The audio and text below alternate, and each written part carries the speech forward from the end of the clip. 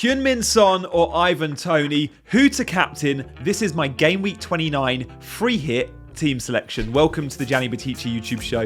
Hope you guys are well. I've been pondering over a free hit draft all week, and I guess you guys have been too. If you've not been because you're not on free hit, then you probably want to know what players you still need to bring in this week, and I would still recommend at least a 4-point hit to get 8 players out. I think if you can get to 8, you're well set.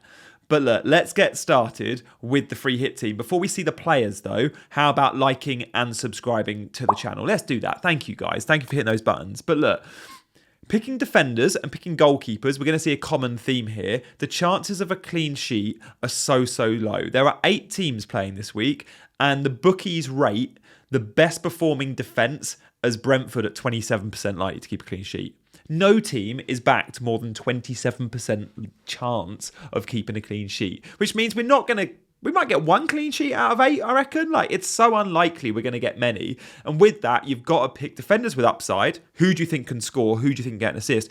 And maybe goalkeepers that will just be busy, but have a little bit of a glimmer of hope with a clean sheet. So look, I've gone with Emi Martinez. Look, Brentford have the best odds of clean sheeting, so Flecken is definitely on my radar. And I'm torn between Emi and Flecken, but I'm going to go, at the moment, Flecken is on my bench and Emi Martinez is in my 11. But it is a bit of a 50-50, that one.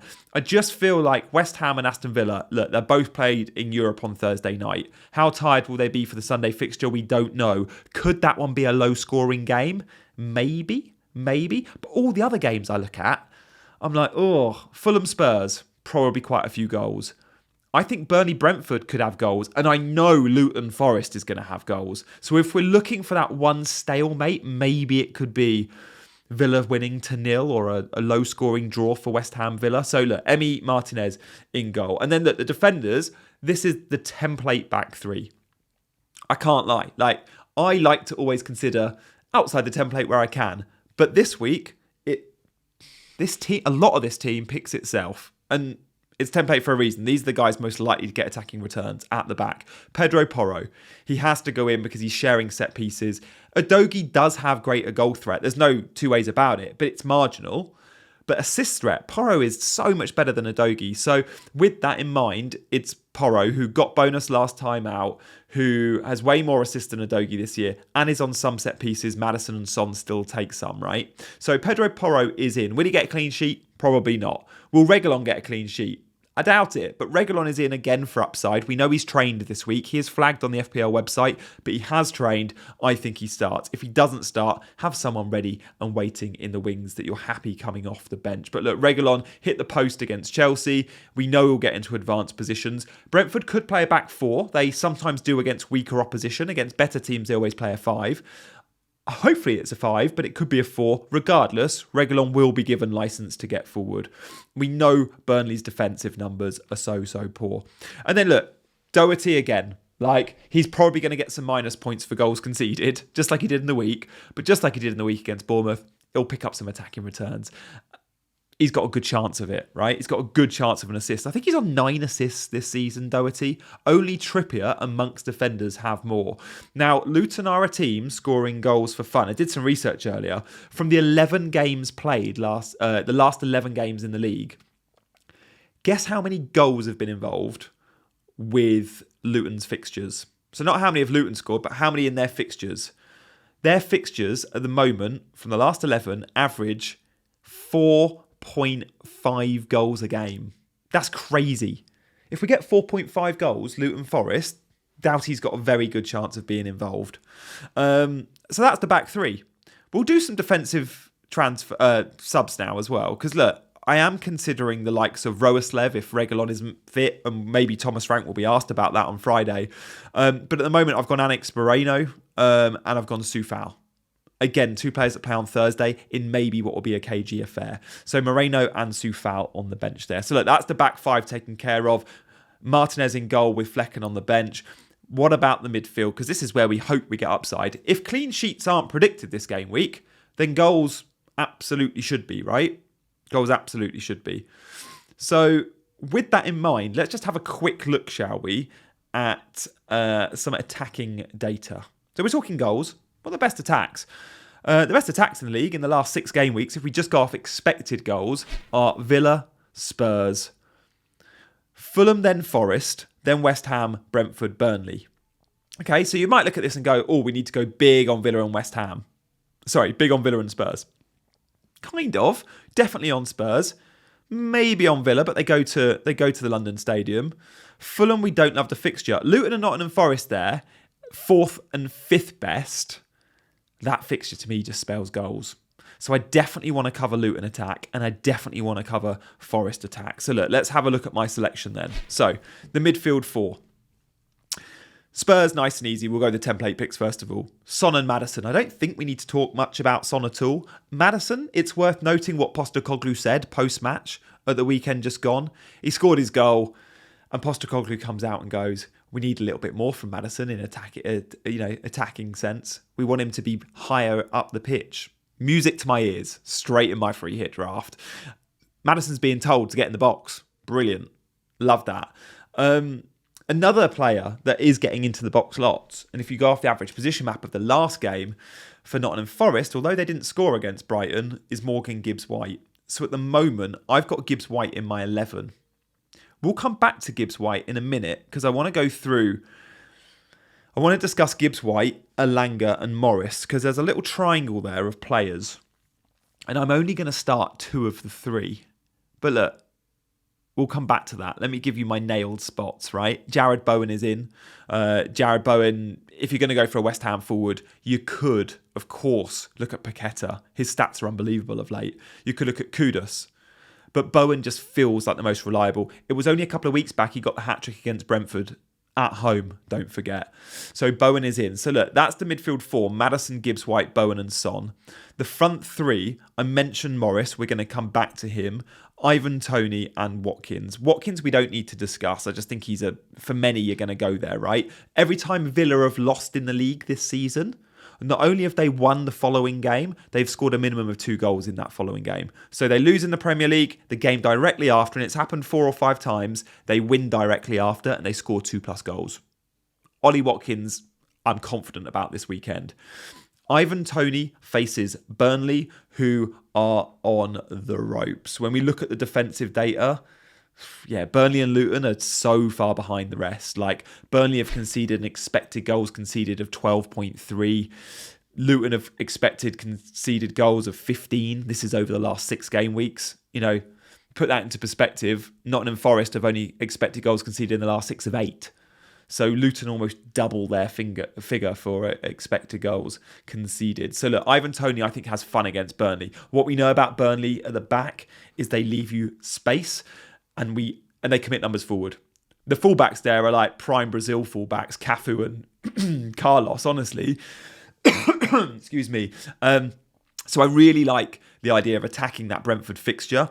And whilst I've only got Ivan Toney and Reguilon in terms of outfield players, I do look and go, oh, should I be punting on a Visser? Maybe. So let's talk about the 4 players and only have space for 2 of them in my 11.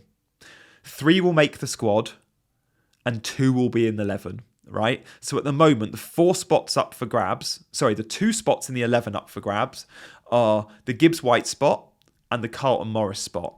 Will they stay in my team? I'm not sure. It's between Gibbs-White, Elanga, Morris and Visser. So it could move to a 3-5-2 with Gibbs-White and Elanga. It could stay as a 3-4-3, but be Elanga in midfield and Gibbs-White on the bench and Visser in attack instead of Morris. So there are 4 players there that I'm really unsure which 2 to put in my 11. Let's just talk about them individually. So look, we've spoken about Toney. Let's talk about Visser at Brentford. Visser is playing really well. He had a great AFCON for the DRC. Democratic Republic of Congo are not a team that ordinarily get to the AFCON knockouts. Well, with Visser, they did. They look really good. I think got to the quarterfinals. He scored a couple of goals since he's been back, and he's in the 11.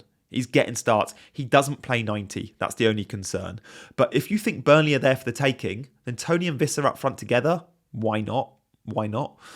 So at the moment, I don't have Visser in, but I like him very much, and I might have a change of heart. I'll let you guys know on Saturday, by the way, in the deadline stream. The other players, right? So we've spoken about Brentford attack. What about Forest attack? Gibbs-White and Elanga. Gibbs-White's absolutely nailed. He'll play 90. He's on pens. He usually plays as the number 10 in the team with 3 players ahead of him, a striker and 2 wide forwards. The weekend just gone, he played in the front 3. Pretty rare. Don't know if we'll see that. They trialled that against Brighton. I don't know if it worked. Probably not because they didn't score. So he could be playing again slightly deeper in the 10, which is still advanced for a midfielder, of course. And he'll have ahead of him 3 attacking players, possibly a Hudson-Odoi or an Elanga.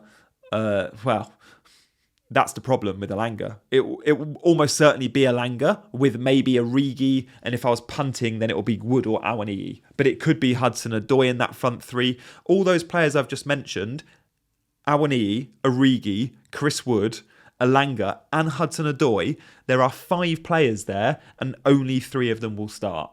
So again, I'd say Elanga is pretty nailed to start, even though he didn't start the last game. I think he came on as an impact sub, looked good, and historically, he's been a starter for Nuno. So could it be Elanga plus Origi plus 1? Probably. But it's risky. If we get a team leak, then maybe, and I see Elanga starting for sure, maybe I go there. But Gibbs-White feels more nailed and he has penalty appeal. Although Elanga definitely comes with more open play threat. So again, they're both in my squad at the moment. Elanga is first sub, Gibbs-White is in the starting 11. That could swap round, or they could both start and I just have 2 forwards. And if that's the case, Carlton Morris, therefore, would be on the bench, or Visser would be on the bench. The reason I like Carlton Morris is the amount of goals Luton score. Like, especially at home, they do score goals. And again, against Bournemouth, 3 away goals. Morris didn't feature in the 6 attacking returns Luton registered on Wednesday night against Bournemouth. 6 players, got between them a goal or an assist. Morris weren't one, but he clocked an XG of over 0.6. He looks sharp. He comes with 90-minute guarantee because Adebayo's still not fit. He comes with penalty threat. I do quite like the idea of going Morris for the Forest fixture, although it must be noted when we look at the best defences in the league, as I mentioned earlier, Nottingham Forest concede about 8 goals, expected goals conceded in the last 6. Statistically, Nottingham Forest and Spurs are the 2 best defences of the 8 teams. But Luton are a team that will score goals. Little bit torn there. So just to recap, and especially for those listening on podcast, the back 3 is set. Right, I'm going Porro, Reguilon, Doherty. In goal, it will be Flecken or Martinez. From the midfield, the nailed locked players are Son, Bowen and Maddison, and the strikers that are locked are Watkins and Toney. But there are 2 spots in my 11 that will go to 4 players, right? From 4 players, I have 2 spots. Gibbs-White, Elanga, Morris and Visser. Which 2 start? Honestly, I can't say with absolute assurance that any of the 4 are 100% safe. I would like to think Morris, but at the back of the mind says maybe I should be looking at Visser. I would like to say Gibbs-White, but if I see Elanga starting, maybe I swap that. So there's a bit of change there. There's a little bit of change. The sub spots on the bench, Moreno and Soufal, feel pretty safe. We all looked at Son and went, yeah, we have to captain Son, especially because he hauled last week. If Son didn't haul, there would be a genuine debate to go Ollie Watkins. There'd be a genuine debate to go Ivan Toney. I'm going to rule out Watkins just because it's away from home and on their day West Ham might show up defensively and it could be that low-scoring game that I semi-predict. But Ivan Toney versus Son is a genuinely good argument. It's there somewhere in my head to go, Ivan Toney against Burnley. He's going to bang a hat-trick and I'm going to look back and go, why didn't I see that? And Son plays a Fulham team who never get battered at Craven Cottage. At the moment, I'm still 60% likely to go to Son because he has that form. He was brilliant last time out. And look, Villa don't get battered either at Villa Park, and they just did by Spurs. So maybe Spurs do the same to Fulham. I'm tempted to go Toney, but I'm more likely to go Son. It will come down to a Saturday morning, what I feel there, I think. At the moment, the head is saying Son, and the heart saying Toney. But I have got to play FPL properly, knowing I'm not chasing. If I was ranked 500k, I'd be going Toney. But with my rank, I'm in the top 100k. I'm chasing that 10k. I'm well set. Don't F it up is what I've got there. And I'm like, just go Son. So look, I'll decide on Saturday in my deadline stream. Make sure you tune into that and I'll let you know what I'm doing over those 2 positions and 4 players that could get them. Guys, thank you so much for joining. Shout out to Fantasy Football Scout, who sponsored the stream. Shout out to every single one of my channel members who support and join the WhatsApp group. If you want to join, click the word join below this video. I look forward to seeing you on my live. If you're new around here, then make sure you subscribe, because I do these videos every week, 2-3 videos a week. Hopefully you've enjoyed the ride so far. And I look forward to seeing your comments and seeing you very, very soon. Good luck this game week, guys. Catch you later.